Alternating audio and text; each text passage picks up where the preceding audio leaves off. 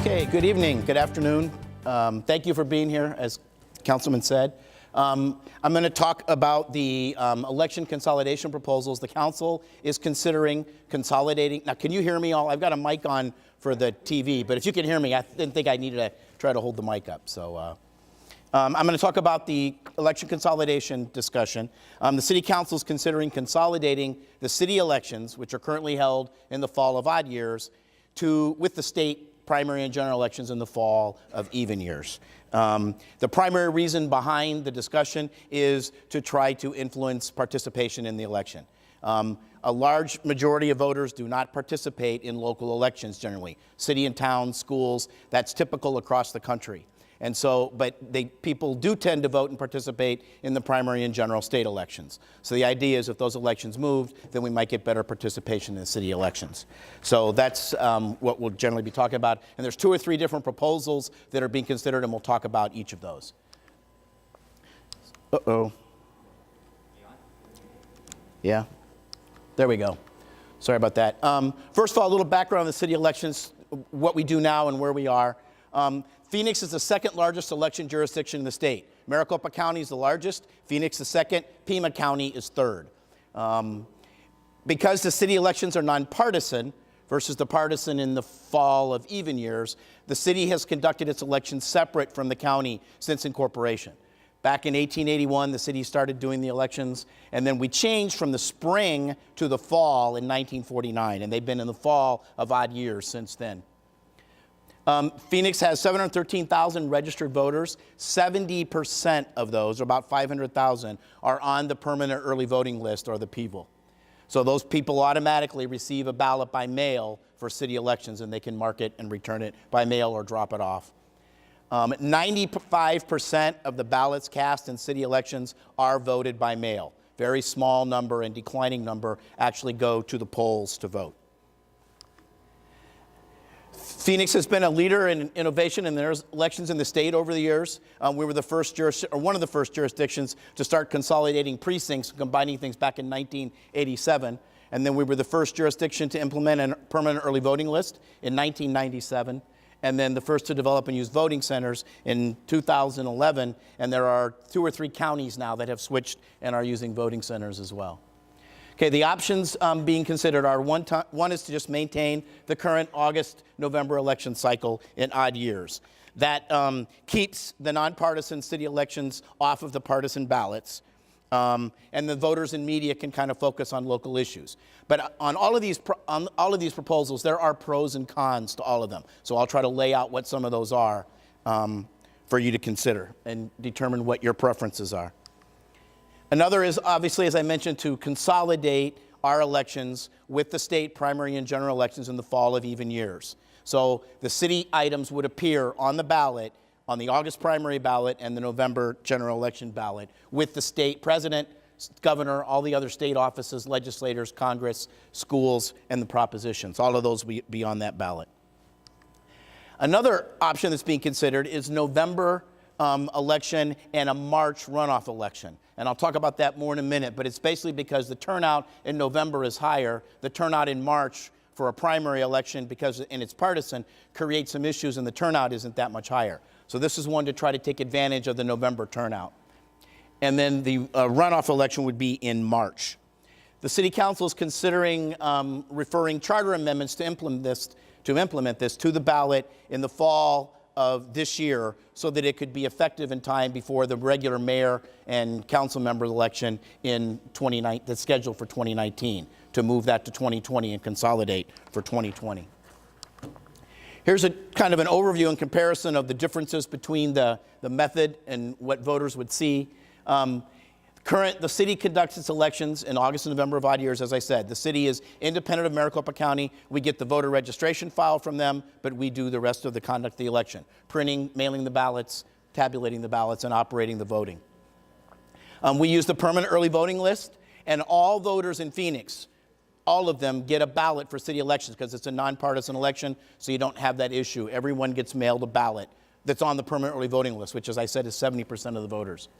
And then for voting at the polls in 2011, because polling place voting was going down and we were having 2 to 5 people show up at polls, we converted to voting centers. And with voting centers, any voter can go to any of the locations that they want to, close to work, close to home, wherever, and they can go on 3 days. They're open Saturday, Monday, and Tuesday. You're not limited to going to one place on election day. The general election for the city is in August rather than in November. That avoids or reduces the cost of a second election. We only have to have a second election if somebody doesn't receive a majority of the votes cast. And in only 40% of the elections did we have to have a runoff. And 70% of the offices get decided on the first ballot. So we don't have very many elections in November. And if we do, it's usually 1 or 2 council districts. We've only had one citywide runoff election since we went to staggered terms and the current system in 1991. And then cost, I'll mention the cost of the options. These are all approximate costs for a citywide election. It's obviously less if we have less than a citywide election for both the county and for the city. But the approximate cost for the city to conduct a voting center election is about $1 million. Okay, for the option for the August and November in even years, the county would conduct that election. As I said, the items would just be placed on the county ballot. There's still things the city would have to do, but the election would actually be conducted by Maricopa County. The permanent early voting list would be used for early voting, but there is an issue with the partisan primary election in August that I'll talk more about in a minute, that because we have open primary, independents are able to vote in those elections, but they have to select what party ballot they want or whether they want a nonpartisan ballot in order to automatically get the ballot. So they get a postcard like all the other permanent early voters do, but that postcard for the independents gives them an option to check Republican, Democrat, Libertarian, any other party, or a city nonpartisan ballot and return it.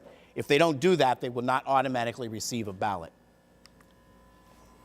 Sorry. Again, it's in August and November of even years, and the cost for consolidating with the county reduces the cost for the city to conduct the election to about $500,000. That's because for the state primary and general elections, everybody on the ballot, the state included, shares the cost of the election, so our cost is lower. Another option is the November and March.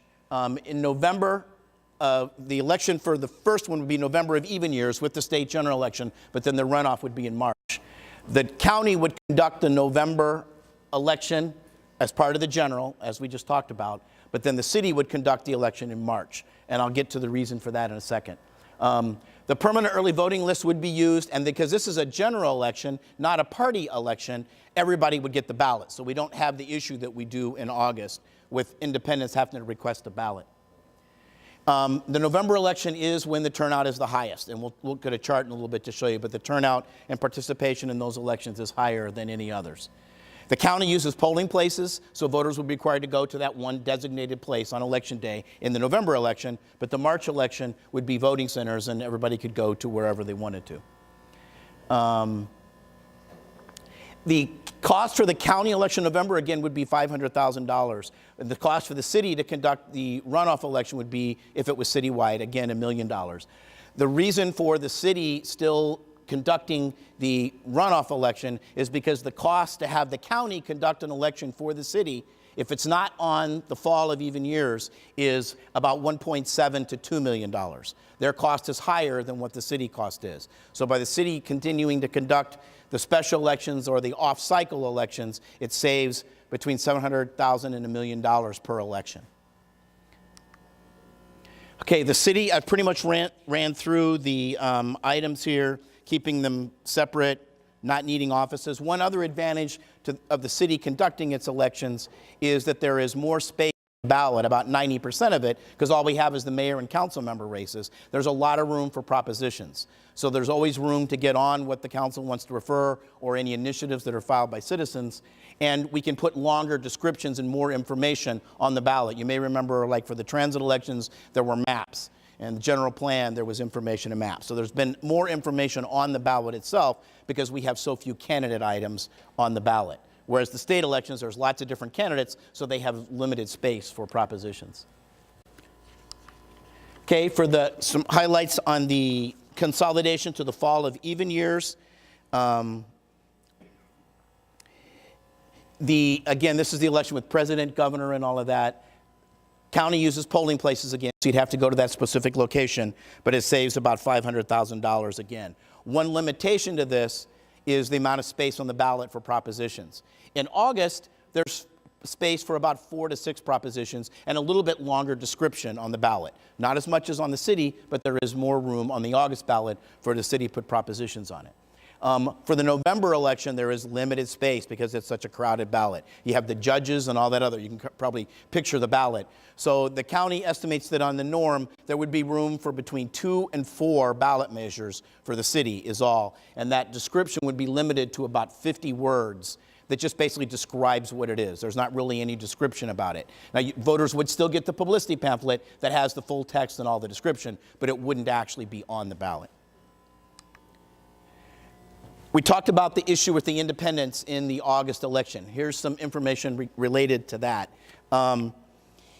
The issue is with the open primary, as I said, independents, people who are not registered as part of the Republican, Democrat, or Libertarian Party or any other recognized party, are eligible to vote in the primary in any of those parties, but they have to select and tell the county recorder which ballot they want to get in order to vote.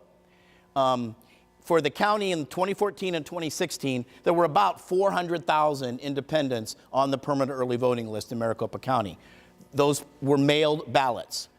On the right column there is how many of those voters actually made the request to get a party ballot. And you'll see that it's about 15% in 2016 and about 19% in 2014. And the difference for the city down there is that because it's a nonpartisan election, they don't have to designate a party. All the voters automatically get their ballot by mail. Nobody has to request one. Oh, one thing we did look at, though, was we checked the numbers in our database on of that 150,000 or so that get mailed, independents that get mailed a ballot by the city. Only about 20 to 25% of them actually vote and return the ballot in city elections. For city elections, we mail out over 400,000 ballots to voters on the permanent early voting list in the last election, and only about a third of those are voted and returned. So 2/3 of the voters get the ballot by mail, but they're not participating in the city elections. Okay, this compares the turnout for the primary election in August. And you'll see that the city is in orange and the county primary elections are in green. And you'll see that they're either in 2013, in 2014, it was the same, believe it or not, down to the hundreds. But in the other elections, the county turnout in the primary is slightly higher. So it's the same or higher. There isn't much difference in turnout to move to an August election, which is part of the reason, or a big part of the reason, why the discussion about a November and March election cycle. So then we'll talk about that November and March item. And that is the county would conduct the election again in November and the runoff would be in March. This is a unique system. There is no other jurisdiction in the state that runs their regular elections in November with a follow-up in March. The state typically uses a March-May or an August-November cycle. We talked about the turnout being higher. A couple of the issues related to this is we talked about the long ballot in November of even years, that there's very limited space for propositions that might require special elections to be held because there wasn't room. Yeah. What is the runoff of who? All right, the way the city system operates is we have our first election in August, and all the candidates are on the ballot. If a candidate receives a majority, then they're elected. If nobody receives a majority, then the top 2 vote getters go to a runoff election in November. Okay, got it?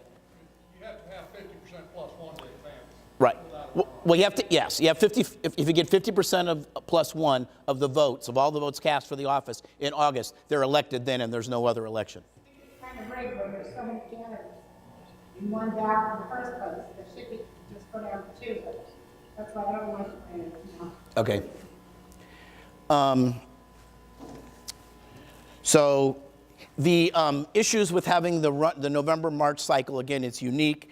You'd have a 5-month period of campaign between the November and March. And for those of you who love or hate campaign signs, they could remain up for that entire time period under current law between that time period. They would be able to stay up. Another concern would be the turnout in the March election when the action's decided. turnout in the off-cycle elections outside of the fall is even lower than the difference between the city and the state in the fall and odd and even years. So we might end up with lower turnout in spring of the following year. And then we have an issue with how we would adjust the terms, because if they got elected in November, typically if there's an election in August and November, you don't take office until March after both elections are done. If we did that here, there'd be a long lame duck period. So we're looking at some options of how we might deal with that. Maybe people in November would take office in January, and then the people that were elected in March would take office shortly after that, maybe in April or May. Okay. Here's a chart showing the turnout and the difference in turnout with the elections, which is the primary reason for looking at this. You'll see the city in 2011, that was a citywide runoff for mayor. We had about 29% was what turned out for that election, even though it was a contested citywide race for mayor. The general election the following year for president was a 74% turnout. And these are Phoenix voters that actually participated. Phoenix's turnout, even in the presidential elections, tends to be a little bit lower than some other parts of the state or other cities. In 2013, ours was 23%. This was a governor's race this time, so the state was only 43. So there was a 30% gap in the presidential turnout and the governor's turnout. That's also tends to be kind of typical, that the governor races are lower and don't bring out as much people. And then in 2015, there was no city runoff. Everyone got elected the first time in the first election, got a majority of the vote, so we had no runoff, which could still happen if we consolidated. We might have nobody on the ballot in November when the turnout is high. Again, one reason to maybe go to the November, March. And then in the last presidential election, the turnout from Phoenix voters in the presidential election was about 71%. There would be several charter amendments required to implement this. We'd have to change the dates and so on. And the council is considering referring those to the voters this fall so that they could be approved and that the consolidation could take place. Instead of having our elections next year in 2019 for mayor and council, they would consolidate for the 2020 election for governor and the state propositions. Okay, that's all the information we have. With that, I'd be happy to take questions, and if people take the cards from people that spoke. Do you want me to handle the cards, or do one of you guys want? Okay. Yeah. If you could, please, to come up to the microphone so that we can capture this on the video that we're doing when you speak. Then they can capture it on the mic. Okay, first card I have is Wes Harris.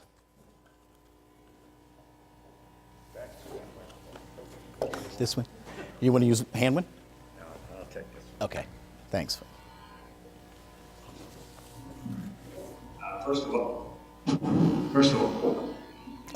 to raise it. Oh, here, right There. there. Put the camera over here.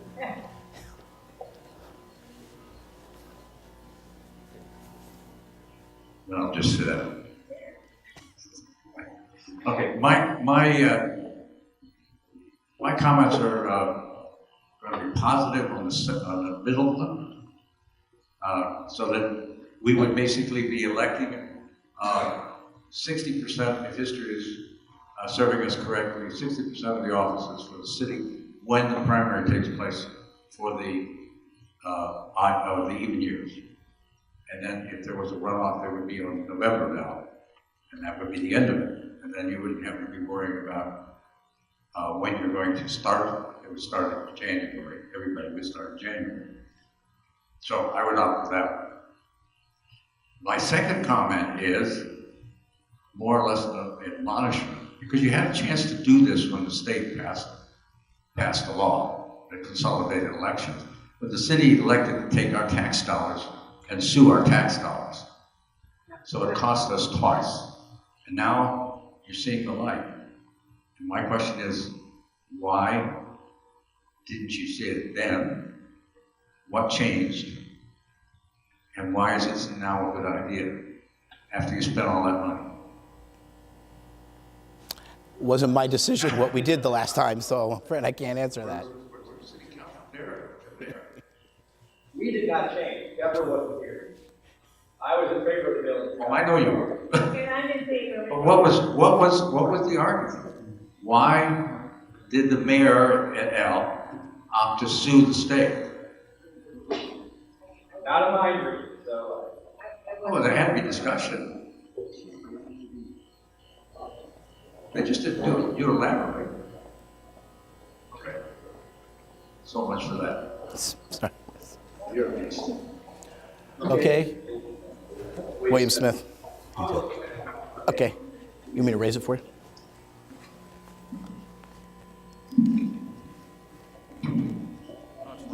It may not go up anymore.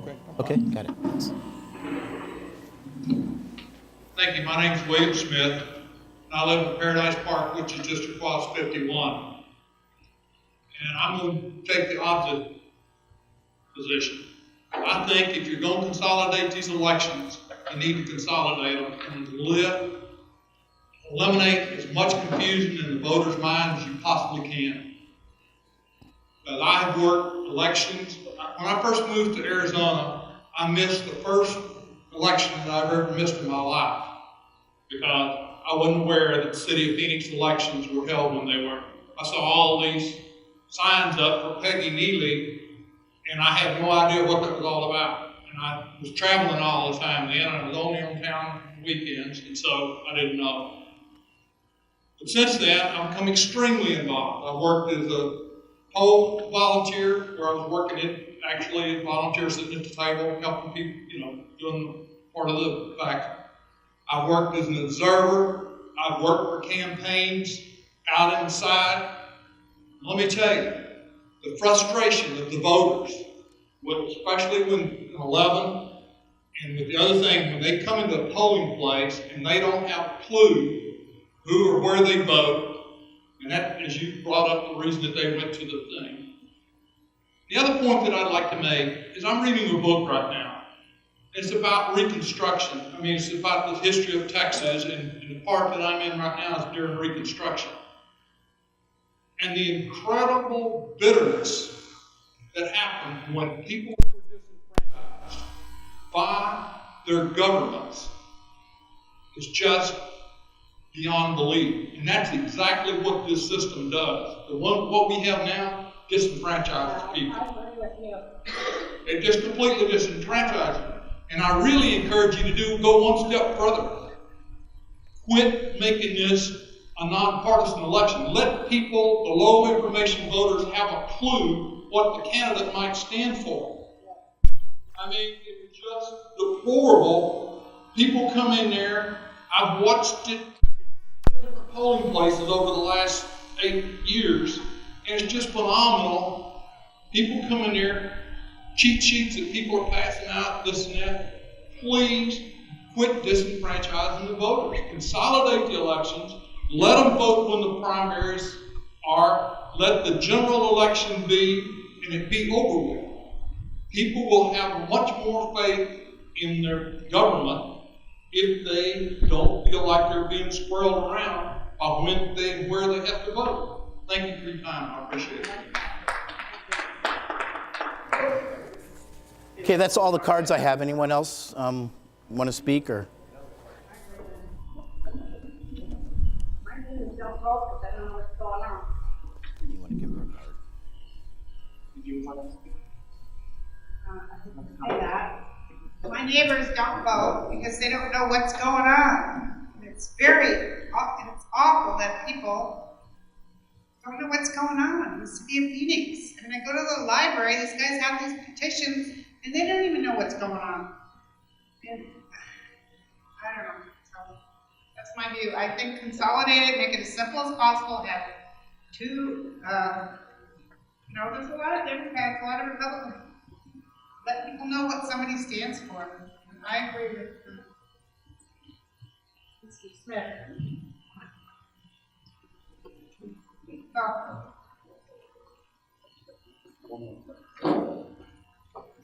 You keep all the statistics. What is the statistic of the voting center in City Hall, the number of votes cast there versus voting centers elsewhere in the city?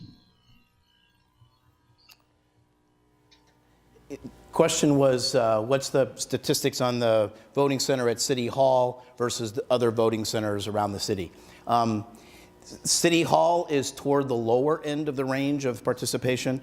The voting centers range drastically across the board. Some of them in heavier areas where voters tend to turn out are very high and much heavier. Some of them are very low in some other areas. City Hall is probably, Eric, what would you say? Probably the bottom quarter of the turnout at the voting centers, which we're talking low, only 2 to 4% of the vote in an election is at the voting centers. A lot of them are in some of the ones in the north. Historically, the busiest ones are North Phoenix Baptist Church and North Central Phoenix, Devonshire Community Center, Mesquite Library. Those are 3 of the heavier ones that turn out. I have one follow-up comment that I'd like to make. Earlier, we were having a discussion about what to do because of the independents and the Green Party and the Libertarians. But there should be no reason why what pertains to the city could be put on any and every ballot, because there's no reason why this could be printed on every ballot. Thank you. That is what happens now. The city items would appear on the Republican ballot and the Democratic ballot and the Libertarian ballot. So that's not a problem. The issue is the independents who don't get a party ballot, and they have a separate ballot. But if they send them that ballot, there's no authority for them to for the recorders to mail that to them under current law without them saying which one they want to get. And if they mail them the city nonpartisan ballot and they vote it and return it, then they can't vote in the partisan primary later because they've already voted in the election because of what you said. All the city stuff is on those other ballots as well. Okay, any other questions? Okay, I'll still be here if there's any other questions that you want to ask or talk about that you don't want to talk about in the group. And we're done about 5:30, so the budget hearing will start about 6, correct? And there'll be some other people here. So thank you. I'll be glad to have any other discussions or answer any other questions for you if you want to. Thank you all for being here and for giving us your input.